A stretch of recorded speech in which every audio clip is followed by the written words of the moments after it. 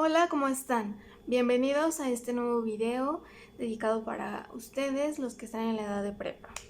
Quiero decirles primero, antes que nada, que los extrañamos mucho y estamos de verdad ya contando los días para poder regresar al templo y tener el culto y las clases como antes solíamos hacerlo.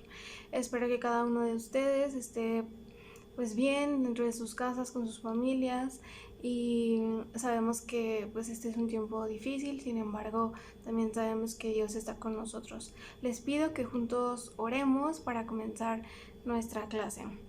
Señor, te damos gracias por este tiempo que tú nos das. Te damos gracias porque tú nos das la vida, Señor, porque podemos el día de hoy despertar y porque, Señor, alrededor de nuestro pues están nuestras familias. Te rogamos por que tú, Señor, seas con nosotros, y porque, Señor, también todas aquellas personas que están enfermas el día de hoy, Señor, y que quizá pues están en los hospitales, Padre, te pedimos que tú seas con ellos, que tú les cuides, que tú seas su doctor, Señor, y que tú guíes y Señor, le des sabiduría a cada uno de los doctores, Padre. Te pedimos por nuestra iglesia, por todos los hermanos, que tú suplas cada una de sus necesidades, Señor, y que el día de hoy, en este tiempo, pues tú nos des palabras, Señor, y que nos des sabiduría para poder transmitirlo. Señor, nos ponemos en tus manos, en el nombre de Jesús. Amén. Como sabrás, en estas últimas semanas hemos empezado un nuevo módulo que se llama Introducción al Nuevo Testamento, en el cual estaremos viendo de manera general algunos libros, o la mayoría de los libros del Nuevo Testamento.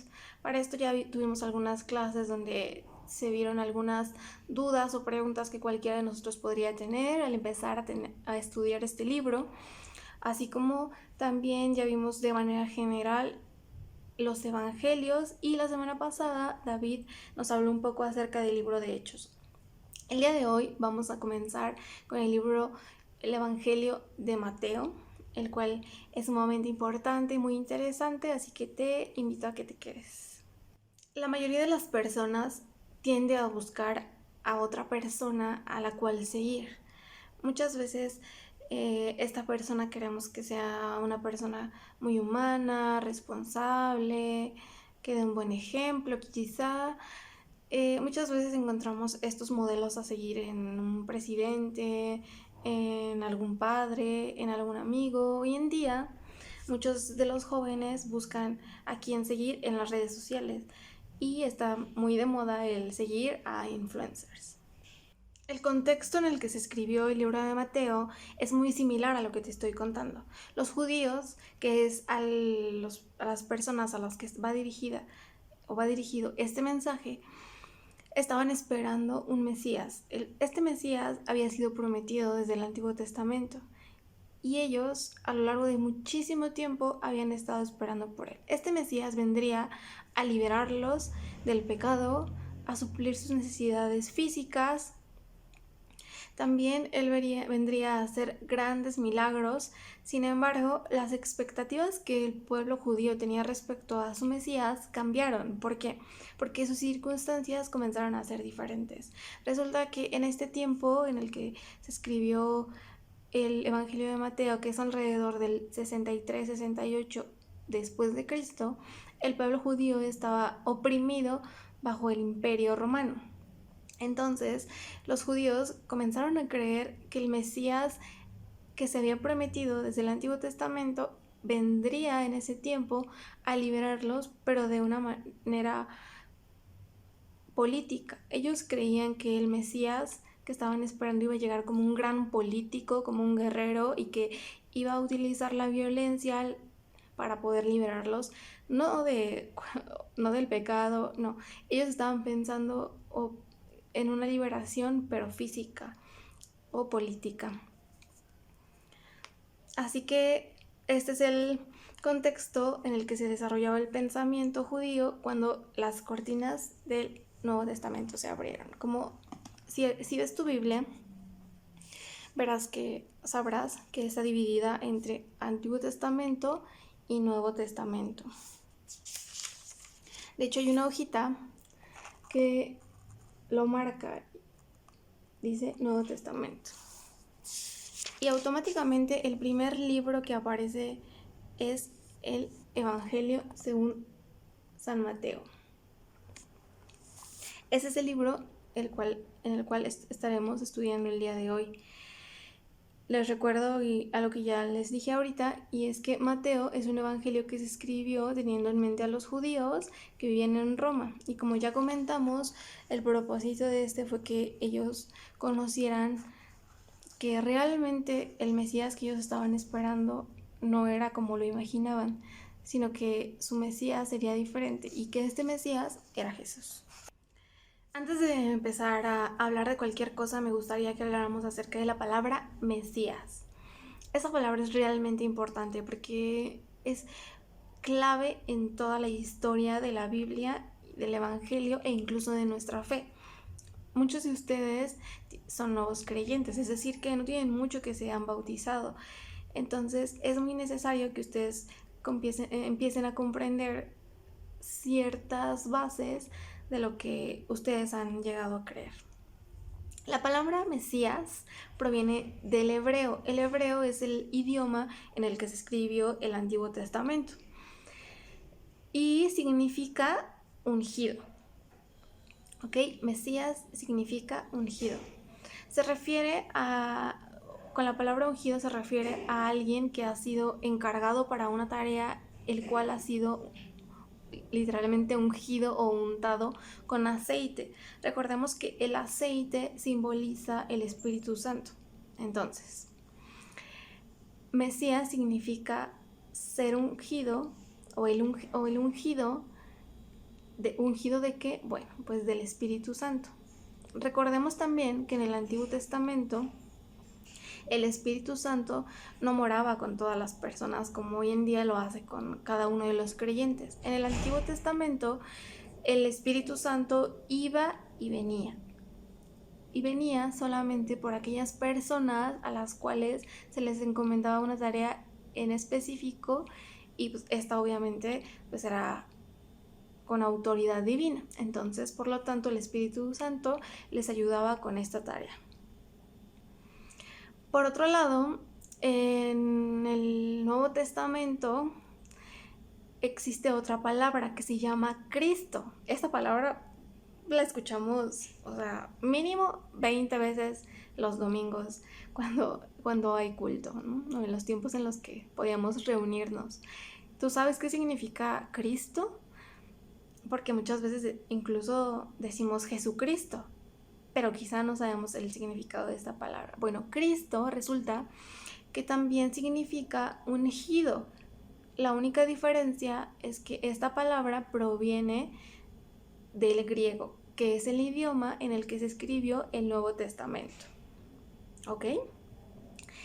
Mesías proviene del hebreo, que es el idioma en el que se escribió el Antiguo Testamento, y Cristo proviene del griego, que es el idioma con el que se escribió el Nuevo Testamento. Así que cuando decimos Jesucristo, Cristo no es el apellido de Jesús, sino más bien es un título.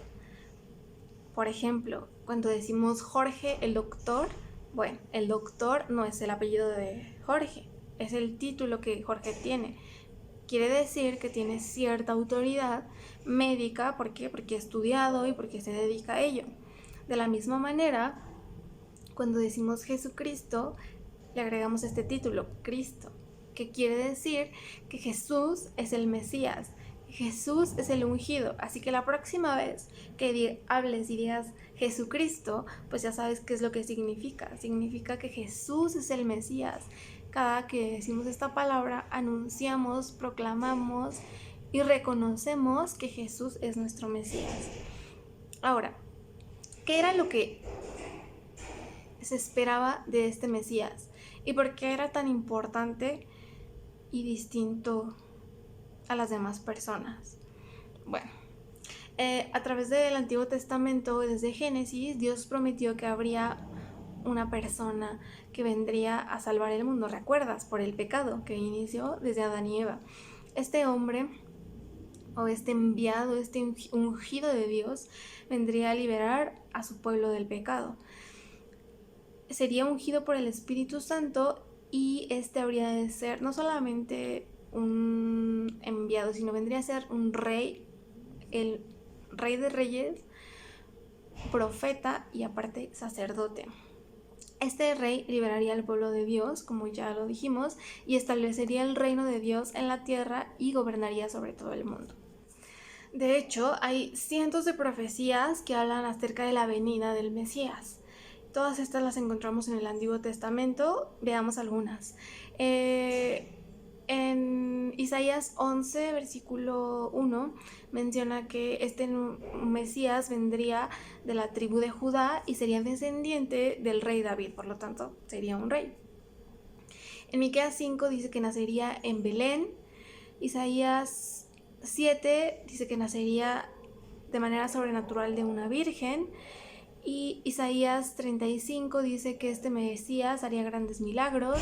Isaías 61 dice que iba a traer buenas nuevas a los afligidos, iba a vendar a los quebrantados de corazón y proclamar libertad a los cautivos.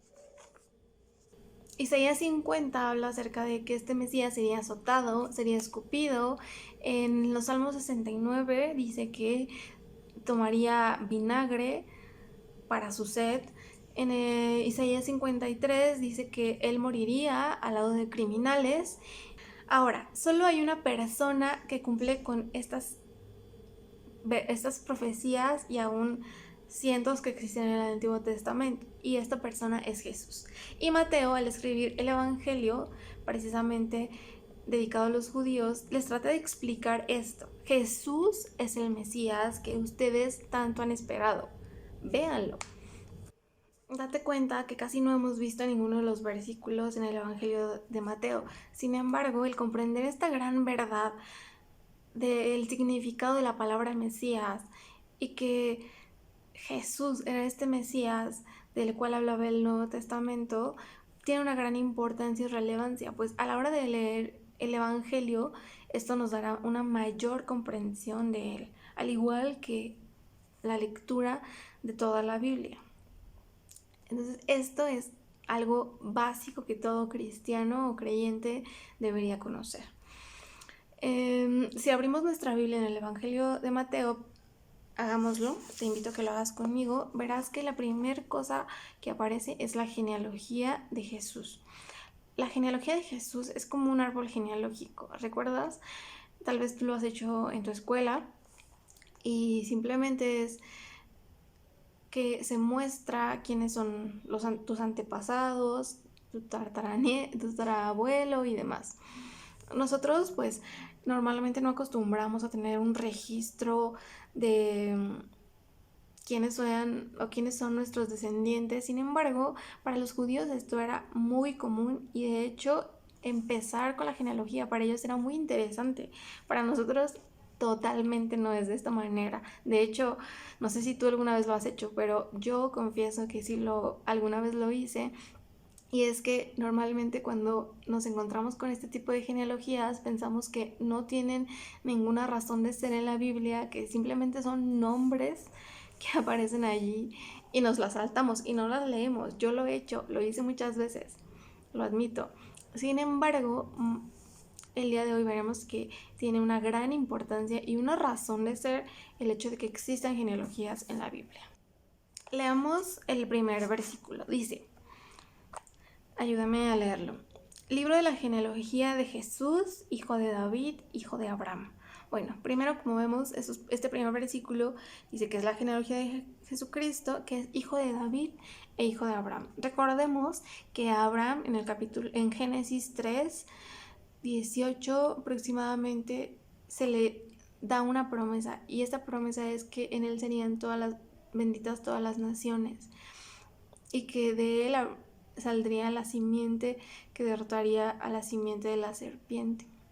Entonces, aquí es la primera vez en la que se habla acerca de este Mesías. De hecho, esta parte se le llama el protoevangelio, es decir, a Jesucristo y trajo las buenas nuevas, y este versículo o esta promesa hecha a Abraham es como la promesa de este evangelio ya cumplido en Jesucristo.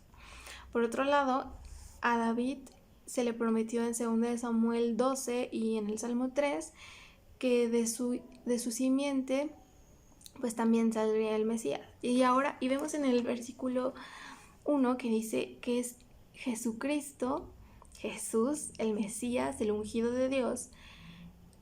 Precisamente sabemos que Él es el Mesías porque Él es hijo de David, es decir, que viene de su simiente, y que también Él es hijo de Abraham, es decir, que viene de la simiente de Abraham. Entonces con esto empieza Mateo a decirle a los judíos, así de manera directa, Jesús es el Mesías, es el ungido. ¿Por qué?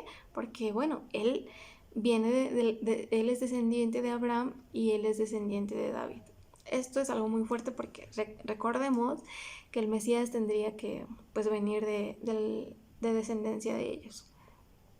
Y después se empieza a narrar, ¿no? De que fulanito es hijo de tal y no sé. Bueno, aquí hay 3 divisiones en esta genealogía, es algo interesante. Hay 3 divisiones y cada división está compuesta por 14 generaciones. Son 14 generaciones a partir de Abraham hasta David. Son 14 generaciones de David hasta la deportación de Babilonia. ¿Recuerdas cuando a Daniel y sus amigos se los llevaron a Babilonia con el rey Nabucodonosor? Bueno, y son 14 generaciones desde la deportación de Babilonia hasta Jesucristo. Cada una de estas divisiones marca un cambio en la vida de Israel, del pueblo judío. Y ahora esta última generación se completaba con Jesús. Jesús vendría a ser un cambio en el mundo, y eso es algo que los judíos pues no se estaban dando cuenta. Y es algo que Mateo, a través de esta genealogía, pues les quiere explicar y se los está demostrando con datos duros. O sea, ellos eran muy estrictos en estas cosas. No es como que pudiera ser algo inventado. No es así. Leamos en el versículo 16, cuando dice: Jacob engendró a José, marido de María, del cual nació Jesús, llamado el Cristo. Versículo 17, de manera que todas las generaciones desde Abraham hasta David son 14, de David hasta la deportación de Babilonia 14, y desde la deportación de Babilonia hasta Cristo 14. A lo largo de todo el libro se sigue comprobando, se sigue mostrando que cada una de las profecías que existían o que Dios anunció en el Antiguo Testamento se cumplieron en Cristo. Por ejemplo, en el capítulo 3 está el bautismo de Jesús. Recordemos que él lo bautizó Juan el Bautista en el río Jordán, y en el momento de ser bautizado se abrió el cielo y número 1, descendió una paloma, y esta paloma simbolizaba el Espíritu Santo, es decir, la unción. Y también había una voz como de trompeta que decía: este es mi hijo amado en quien tengo complacencia. Por otro lado, el nacimiento de Jesús pues fue bastante complicado. Si recordarán, el rey Herodes mandó a matar a todos los niños judíos que estaban por nacer. Sin embargo, Jesús pues logró nacer. Y recordarán dónde nació. Él nació en Belén, entonces ahí ya son 2 profecías cumplidas. Jesús por lo general escondía su misión mesiánica de las multitudes. De hecho, recuerda las veces en las que él les dijo a sus discípulos que no dijeran nada, que se quedaran callados. Bueno, es que de esa manera el día de hoy no se hacen las cosas, ¿cierto? Pero él sabía que los judíos tenían una visión totalmente errónea de lo que vendría a ser el Mesías y el reino también celestial. Así que él pasó mucho de su ministerio tratando de reinterpretar y cambiando la visión que los judíos tenían respecto a el Mesías. Él quería que ellos entendieran que su reino no era un reino político, era un reino espiritual. Y ese reino no llegaría a través de un poder militar, por la fuerza, las armas o la violencia. Él no llegaría a través de la coerción humana o de la persuasión, no, Sus armas eran su servicio humilde, su amor y por último su propia muerte. Los líderes religiosos no aceptaron a Jesús como su Mesías. El día de hoy existen muchas personas que no aceptan a Jesús como su Señor y como su Salvador. Existen muchos jóvenes que el día de hoy, y adultos también, que desprecian a Jesús y que no creen en Él, así como los judíos. Estas personas piensan que los que somos cristianos, los que creemos en Jesucristo, somos personas anticuadas y que estamos pues vacíos del cerebro porque según ellos no pensamos. Jesús hoy en día todavía es rechazado. Por la misma razón, la gente tiene otras expectativas de su vida. Hoy en día no, ellos piensan simplemente en sus circunstancias y en lo que ven. Sin embargo, Jesús ve más allá y va más allá. Él va en lo espiritual. Mucha gente se encuentra engañada y cegada. Piensan que el pecado no existe y que no necesitan a este Salvador que ha venido al mundo a morir por ellos en una cruz. Las personas hoy en día quieren controlar su vida y no quieren que nadie les diga nada. ¿Te suena esto? Quizá tú lo has vivido, quizá tú seas una de esas personas a las cuales no les gusta que les digan cómo vivir. Sin embargo, quiero decirte el día de hoy que tu vida no es tu vida y que Dios te creó con un propósito y no es de hacer lo que se te venga en gana, sino es de hacer la voluntad de Dios. Y bueno, de todo esto, ¿qué es lo que nosotros podemos aprender? Tal vez tú dirás, bueno, ok, yo creo en todo esto que me estás diciendo, yo sí creo que Jesús es el Cristo, que viene a morir por mis pecados, pero toda esta información, ¿en qué me afecta o en qué me ayuda? Bueno, primero es un recordatorio de que la palabra de Dios es verdad y Dios se ocupó de dejarnos muchas verdades convincentes. Nuestra cultura está hecha justamente para desacreditar la palabra de Dios. Hoy en día todo es relativo, nada, no hay una verdad absoluta, nadie tiene completamente la razón según lo que nos dice la sociedad hoy en día. Muchos de nosotros, o tal vez tú, pienses de esta manera. Pienses que una cosa puede ser buena, pero puede ser mala, dependiendo la manera en la que lo veas. Bueno, pues a través de esto que acabamos de aprender el día de hoy, vemos que no es así. La palabra de Dios nos ha dejado muchísimas verdades las cuales no cambian. Quizá tú estés rodeado o rodeada de personas que dicen que estás loco, ¿no? Por creer en esto. Sin embargo, si tú alguna vez has tenido dudas, pues estas dudas pueden ser renovadas o pueden ser cambiadas a través de llenarte de estas promesas que Dios ha cumplido. Todas estas promesas que vimos en el Antiguo Testamento acerca del Mesías, pues fueron cumplidas en Jesucristo. Así que, como vemos, lo que dice la palabra de Dios es verdad. Cada una de las palabras que en ella hay han sido cumplidas. Así que podemos confiar y creer que la palabra de Dios es verdad, que es suficiente, que es verdadera. ¿Por qué? Porque viene de Dios, de aquel que lo sabe todo y que lo creó todo. Segundo, somos retados a reconocer que Jesús es quien dice ser. Jesús es el Mesías, Jesús es el ungido de Dios y esto es verdad. Él lo dijo de sí mismo y es así, porque todo lo que Jesús dijo fue cierto. Como hablábamos en un inicio, la mayoría de las personas tienen la tendencia a seguir a otras, quizá para sentirse, pues de cierta manera, inspirados o para sentirse que están haciendo las cosas bien. Y si bien hay muchas personas que sí pueden inspirarte a ser mejor persona o servirte de ejemplo, no debes de poner tus esperanzas en estas personas. Quizá para ti como joven te sea atractivo seguir a ciertos influencers o algunos líderes de redes sociales. Sin embargo, está demostrado que estas personas no están interesados en ti.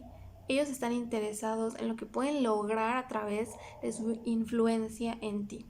Por otro lado, Jesús, él sí que está sumamente interesado en ti, a tal grado de venir a este mundo y morir por ti. Él en la Biblia dice que tú eres su amigo, que Él tiene cuidado de ti, que te ama a tal grado que ha dado su vida por ti. Él no te pide nada a cambio. Él no está esperando absolutamente nada de ti en el sentido de que tenga algo que obtener de ti, porque Él lo tiene todo. Él lo único que desea es que nosotros tengamos una relación estrecha con Él, que así como Él nos ama o porque Él nos ama, nosotros le amemos y le adoremos, que reconozcamos que quién es Él y lo que ha hecho en nuestras vidas, simplemente por agradecimiento. Él quiere darte vida y Él vino a este mundo a reinar. Él quiere reinar en tu vida. Sin embargo, Él no te va a obligar a nada. Esta es una decisión que únicamente tú puedes tomar si realmente decides en dejar que tu vida pues sea gobernada por Él. Reconócelo en todos tus caminos y Él enderezará tus veredas. Él es quien dice ser, Él es el Mesías, Él es el ungido de Dios, Él es nuestro Rey, así que confía en Él. En tercer lugar, podemos recordar o reconocer que Dios siempre cumple sus promesas. Quizá no de la manera en la que nosotros pensamos o esperamos o en el tiempo en el que quisiéramos, sin embargo sí en el tiempo que es el adecuado según su voluntad. Como vemos, los judíos, ellos estaban esperando algo absolutamente diferente a lo que Dios había prometido. Ellos estaban esperando a un gran gobernador, a un gran político, a alguien con mucha fuerza, y que no esté como el tipo de líder al que estamos acostumbrados a desear. Pues bueno, Dios no era el plan que tenía para ellos ni para el Mesías.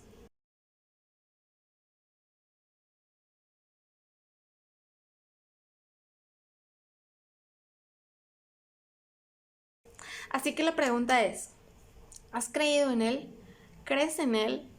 ¿Le has recibido a Él? Si la respuesta es positiva, entonces adórale. Él es el único Dios, el Mesías, el ungido. Si tú realmente crees y consideras a Jesús como tu Rey, lo que tienes que hacer es adorarle.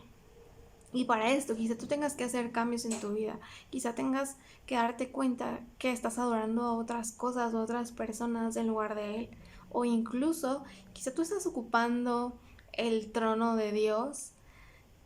Si es una cuestión de orgullo o de ego, hazlo a un lado, porque en su palabra dice que aquellos que son humildes, Él los exaltará. Pero también dice que aquellos que se exaltan a sí mismos, pues Dios los humillará.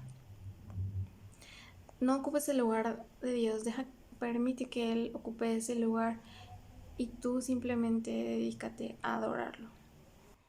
Por último, quiero pedirte que vayas a tu Biblia en el Evangelio de Mateo y que escojas de todo el libro, que son 28 capítulos, un pasaje, una porción de este libro, ya sea un versículo inclusive, que lo leas, que medites un poco en él y por último que escribas una nota pues con lo que hayas entendido o algo que quieras aplicar a tu vida del libro. Si es posible, después de esto, pues que mejor sería que lo leyeras todo, pero siempre teniendo en mente este nuevo concepto que acabamos de aprender el día de hoy, de Mesías, que Jesús es el Mesías, el ungido. Cuídate mucho, eh, esperamos pronto volver a vernos ya y te mando un saludo, un abrazo en la distancia y que Dios te bendiga.